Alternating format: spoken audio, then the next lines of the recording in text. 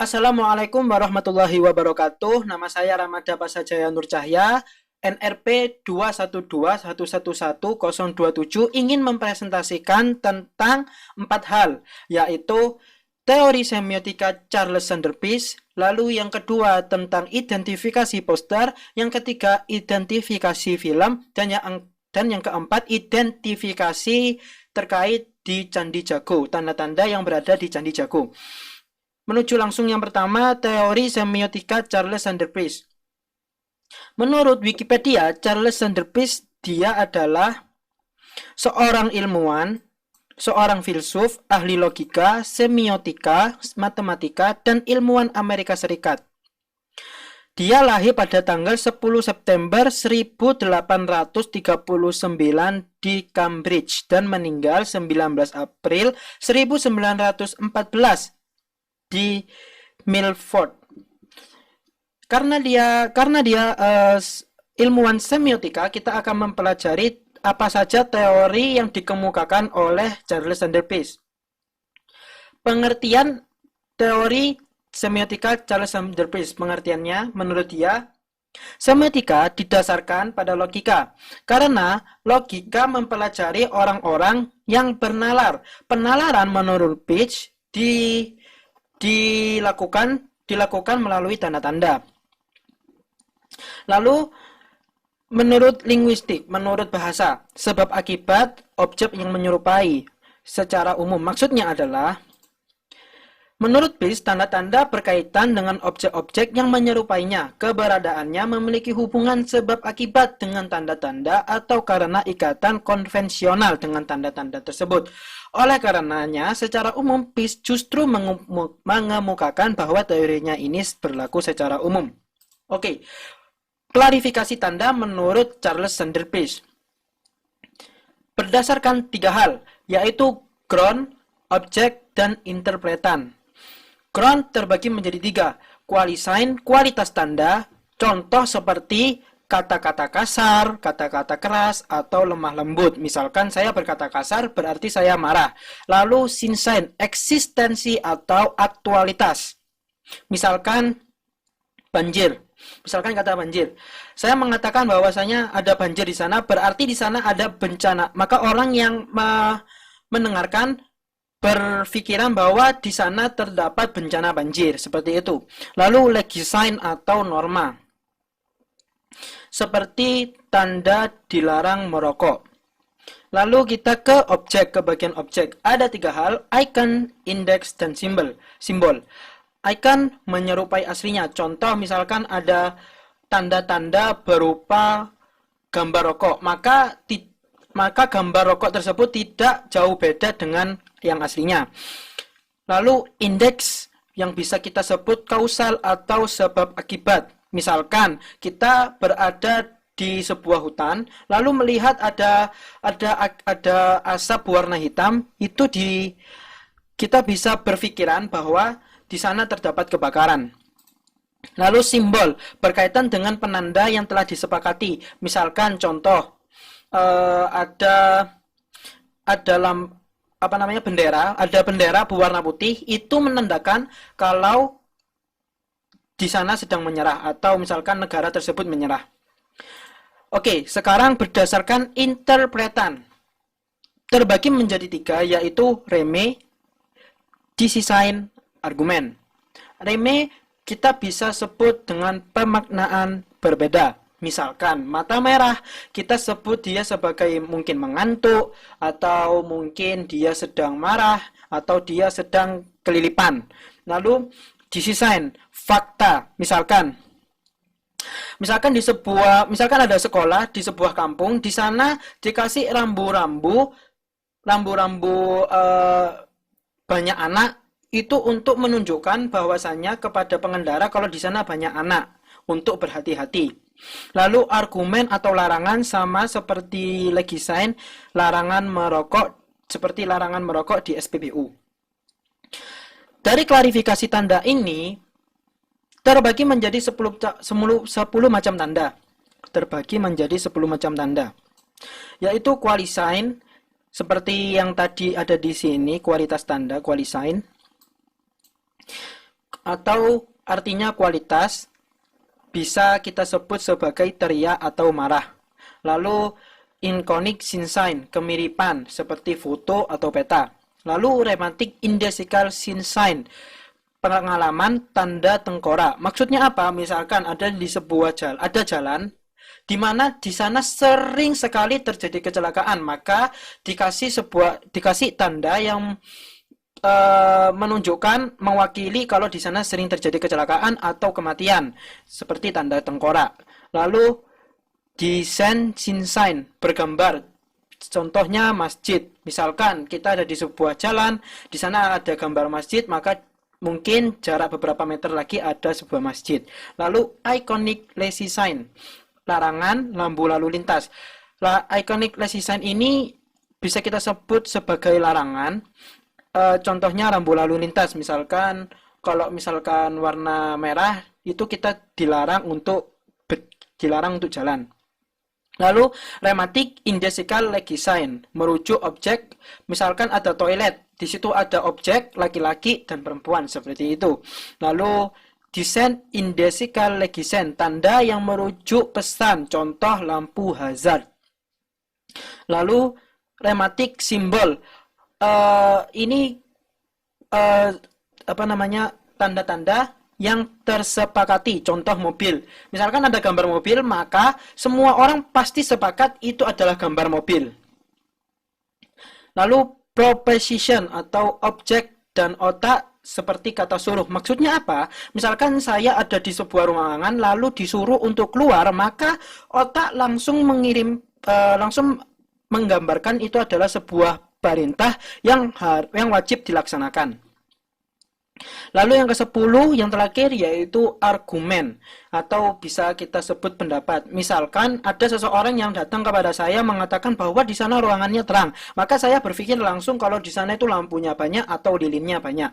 Lalu manfaat kita belajar tentang semiotika.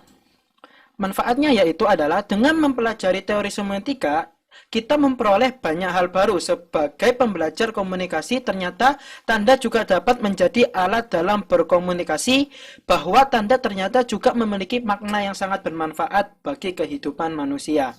Sekarang kita menuju ke pembahasan kedua, yaitu terkait tentang identifikasi poster. Saya mengidentifikasi tanda-tanda verbal, tanda-tanda visual dari poster and this word terkait tentang plastik ya. Headline and this word. Di sini ada tulisan and this word. Headline-nya and this word. Body copy dengan arti akhir perang ini. Sebagaimana yang diketahui, plastik yang mulai digunakan sekitar 50 tahun yang silam, kini telah menjadi barang yang tidak bisa terpisahkan oleh manusia. Konsumsi berlebih terhadap plastik mengakibatkan jumlah plastik yang sangat besar karena bukan berasal dari senyawa biologis.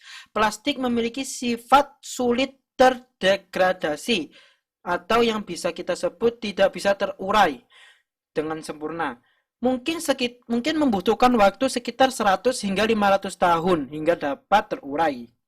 Sampah kantong plastik dapat mencemari tanah, air, laut, bahkan udara.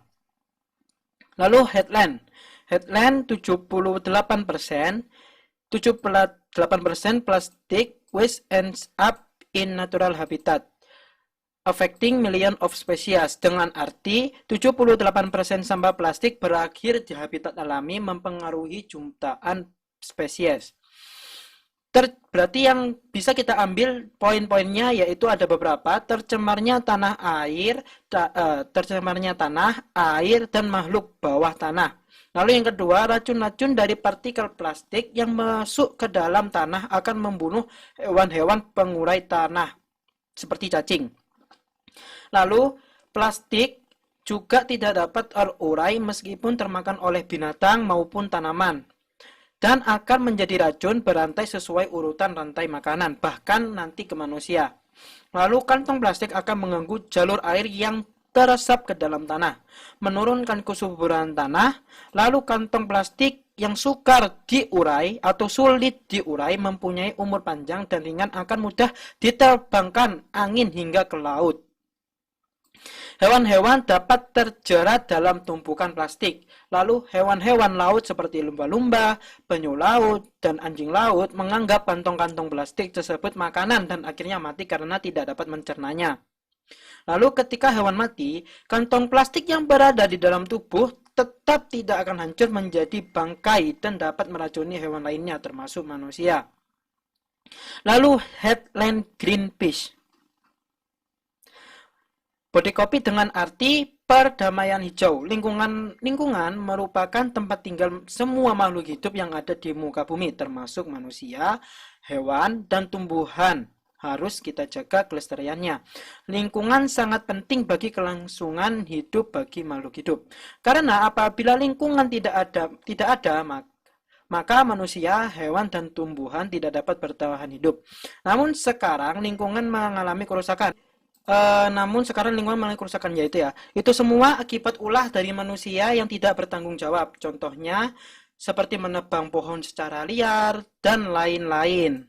Lalu juga penggunaan kendaraan motor, pendirian industri yang menyebabkan asap pabrik pada rumah kaca, sehingga tingginya emisi gas buang di udara yang mengakibatkan polusi udara, dan lain sebagainya. Oleh sebab itu, agar bencana alam tidak terulang terus-menerus, kita sebagai manusia yang hidup di muka bumi, yang telah diberi kekayaan alam yang melimpah, seharusnya kita berterima kasih kepada Tuhan dengan cara menjaga dan melestarikan lingkungan ini. Mulai dari sekarang, marilah kita membenahi lingkungan kita. Itu yang dimaksud dari Greenpeace, perdamaian hijau. Lalu tanda visual yang ada di sini ya, seperti gambar plastik dan lain sebagainya. Ikon plastik dan besi di kanan kiri. Ini ya, kan ikon plastik dan seperti besi ini di kanan kiri. Itu menunjukkan ini sebagai model iklan layanan masyarakat dengan tema Greenpeace ditampilkan mewakili alam. Layout atau tata visual ILM secara keseluruhan berbentuk 4 persegi panjang. Bagian kiri dan kanan terdapat besi bertulisan Jepang dan visual plastik yang diibaratkan layaknya bom dijatuhkan. Jadi di sini ini diibaratkan sebagai bom dan di sini ibarat sebagai pesawat yang sedang menjatuhkan bom. Lalu bagian bawah terdapat pulau dan seperti burung cendrawasih yang mewakili flora dan fauna. Burung cendrawasih diibaratkan layaknya hewan yang terancam punah. Jadi ada burung cendrawasih di sini, seperti burung cendrawasih, jadi layaknya burung yang terancam punah atau hewan yang terancam punah. Sementara itu, keseluruhan tanda visual iklan layanan masyarakat ini dihubungkan dengan headline berbunyi "End this war" yang membentang dari kiri ke kanan untuk mengaitkan di antara keduanya. Maksudnya mengaitkan semuanya ini ya, mengaitkan pesan-pesan yang ada di dalam poster tersebut, seperti itu. Menuju ke pembahasan yang ketiga, yaitu menganalisis video coin operate. Scene pertama. Jadi ada sebuah jet. Jadi sebelumnya ada sebuah jet, jadi terbang di udara gitu. Ternyata itu hanya imajinasi dari seorang anak yang sedang bermain sama jetnya. Roket. Menurut peneliti atau menurut penulis, di masa balita, imajinasi merupakan bagian dari tugas perkembangan anak. Sementara pada anak usia sekolah, imajinasi anak berada di tahap intensitas paling kuat, sehingga anak memiliki daya menghafal paling kuat, memorisasi yang paling kuat, dengan materi ingatan yang paling banyak. Maknanya, untuk menghayal atau berimajinasi, anak hanya membutuhkan waktu, ruang, dan media sederhana. Selanjutnya, anak bisa menjadi apa saja sesuai dengan bayangannya. Scene yang kedua. Jadi tampak roket yang lebih besar sehingga anak tersebut semakin optimis dapat pergi ke bulan. Menurut peneliti, dari odong-odong ini saya sebut odong-odong ya. Itu sendiri, dari odong-odong anak juga bisa belajar tentang sains. Ia dapat mengamati bagaimana cara kerja eh, odong-odong itu sendiri. Ia mengetahui bagaimana pola ayunan odong-odong saat dimainkan. Makna media sangat dibutuhkan untuk imajinatif anak. Lalu si anak merasa sedih karena ekspektasinya berbeda dengan realitanya. Jadi dia berpikir bahwa dia kalau misalkan naik ini, numpak roket ini, dia bisa pergi ke bulan, ternyata tidak. Jadi, menurut peneliti, si anak sedih tidak bisa ke bulan seperti yang dia bayangkan. Maknanya, terkadang apa yang kita inginkan belum tentu baik bagi kita. Lalu, karena dengan keinginan yang kuat, si anak pun bekerja dan menabung agar di kemudian hari dapat mewujudkan impiannya. Jadi menurut peneliti, bertanggung jawab dan menabung dapat membuat anak dewasa. Maknanya, kerja cerdas bukan kerja keras. Lalu scene yang kelima, anak tersebut sudah tumbuh dewasa, lalu tua. Ia mengumpulkan hasil jerih payahnya selama muda demi impian yang belum terrealisasi dulu. Menurut peneliti, banyak dari kalangan dewasa yang membeli mainan karena dulu tidak bisa dibeli. Maknanya, jerih payah yang kita rasakan saat ini akan membuahkan hasil di kemudian hari. Lalu si kakek sedih karena perjuangan dengan membuat lemon sia-sia. Jadi ternyata pas dimasukkan uangnya semuanya tidak bisa pergi ke bulan, tidak bisa meluncur. Jadi menurut peneliti, bersabar mungkin keberuntungan di depan mata karena si kakek ini langsung mengambil keputusan gitu ya. Maknanya jangan terburu-buru dalam mengambil keputusan. Nah, lalu scene ketujuh, ternyata kakek itu bisa mewujudkan impian masa lalunya. Menurut peneliti, apa yang kita kerjakan dulu tidak akan sia-sia. Maknanya, ketika kita masih anak-anak, kita bermimpi untuk tumbuh dan mencapai bintang-bintang. Tetapi pada akhirnya kita menghabiskan seluruh hidup kita untuk bekerja. Berharap satu kesempatan untuk menjadi anak-anak lagi. Kesimpulan yang bisa kita ambil, penulis menyimpulkan bahwa ini adalah sebuah metafora. Dia tidak benar-benar menjual lemon selama sisa hidupnya. Itu menunjukkan bahwa dia selalu berharap untuk pergi ke bulan dan sebenarnya dia tidak pernah mewujudkan impiannya. Kemudian, ketika dia meninggal, dia terbang ke bulan dengan semangat ketika dia masih kecil. Jadi, saya juga berpikir ibunya tidak membuangnya. Saya pikir semua ini hanya mewakili hidupnya dan bagaimana dia pindah ke rumahnya sendiri dan tidak tinggal bersama ibunya lagi. Lalu menuju ke topik terakhir, yaitu tugas mengidentifikasi tanda-tanda di Candi Jago. Pendahuluan, Candi Jago secara administratif terletak di Desa Tumpang, Kabupaten Malang, Provinsi Jawa Timur. Candi Jago sebenarnya berasal dari kata Jajagu yang didirikan pada masa kerajaan Singhasari pada abad ke-13. Jajagu artinya keagungan, yang merupakan istilah yang digunakan untuk menyebut tempat suci.